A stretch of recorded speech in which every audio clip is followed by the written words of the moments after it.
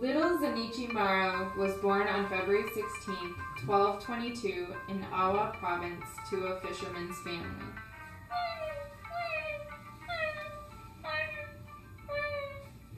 At 12, little Zenichi entered a temple to get an education and prayed to become the wisest person in Japan. He then went on a quest to visit as many temples of Kamakura, Kyoto, and Nara to read all the Buddhist sutras.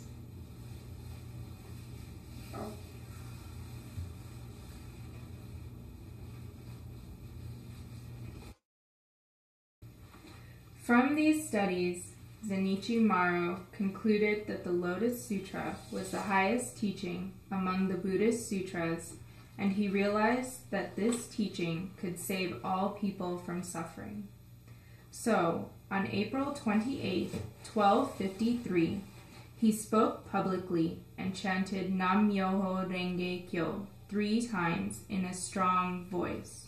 Myoho Renge Kyo, Myoho Renge Kyo, Myoho Renge Kyo. This day is known as Nichiren's declaration of the establishment of his teaching. At 32, he also gave himself the name Nichiren, composed of the Chinese characters sun and lotus.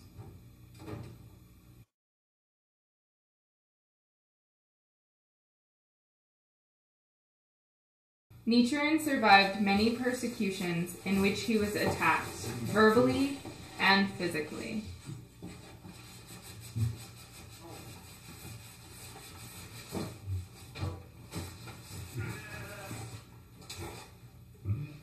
In 1271, the capital of Japan, Kamakura, where Nichiren lived, was suffering through a severe drought. The priest Ryokan from the True Word Precept School said that he would pray for rain. I'll pray for rain. Hearing of this, Nichiren challenged Ryokan to bring about the rain in 7 days. If he did this, Nichiren promised to become Ryokan's disciple. However, if no rain fell, Ryokan would have to take faith in the Lotus Sutra.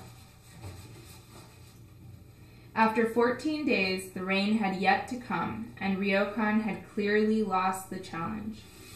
Ryokan, instead of taking faith in the Lotus Sutra, spread lies about Nichiren and convinced the government to capture and execute Nichiren.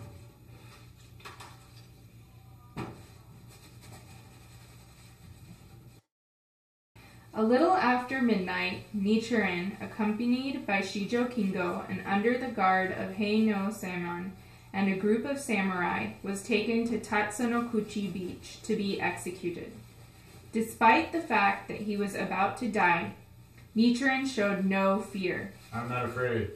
As he was about to be executed, a brilliant orb of light appeared to the north and moved across the night sky. Nichiren's executioners were filled with fear and fled, refusing to behead him.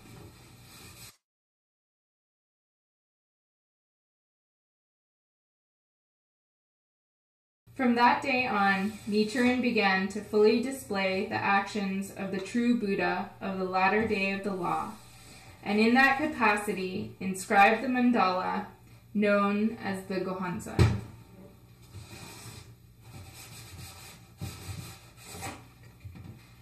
After the failed execution attempt, uncertain of what to do with him, Nichiren's enemies and the Japanese government exiled him to the northern island of Sado.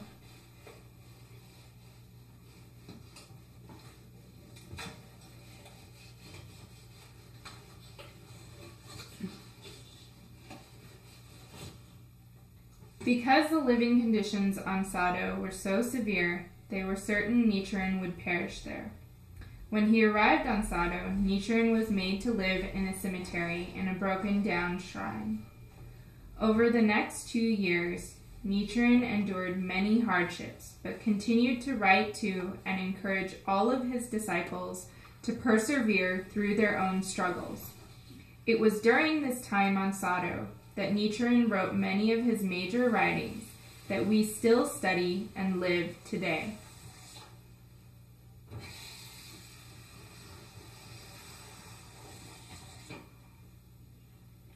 In February of 1274, Nichiren was pardoned and returned to Kamakura.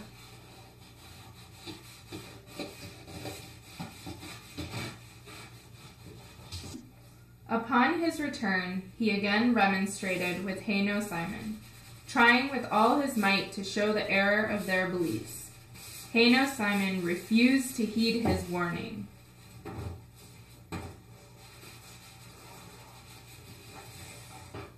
After this, Nichiren left Kamakura and moved to the mountain area of Minobu.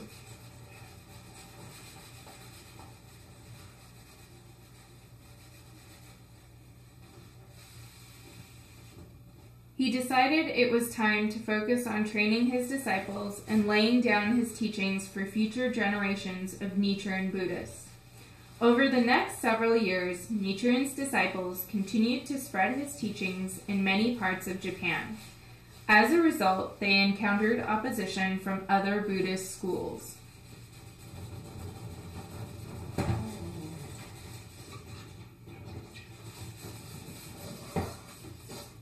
One such incident occurred in the village of Atsuhara.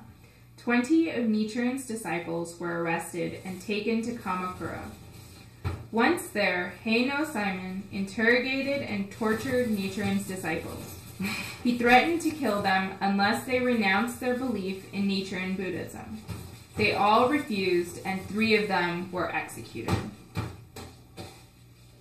Observing the courageous faith of these disciples, who refused to compromise under the threat of death, Nichiren sensed that his disciples had now established faith strong enough to endure any kind of persecution while protecting the correct teaching. Later that year, Nichiren established the Daigohanzan, which he bestowed on the whole world. This represented his deepest wish and vow for the happiness of all living beings. A few years later, in September of 1282, sensing that the end of his life was near, Nichiren called upon his most trusted disciple, Nikko Shonin. He entrusted Nikko with the entirety of all of his teachings, which he had expounded and taught throughout his life. He instructed Nikko to spread Myoho Renge Kyo far and wide. Later that month, Nichiren passed away at the age of 61.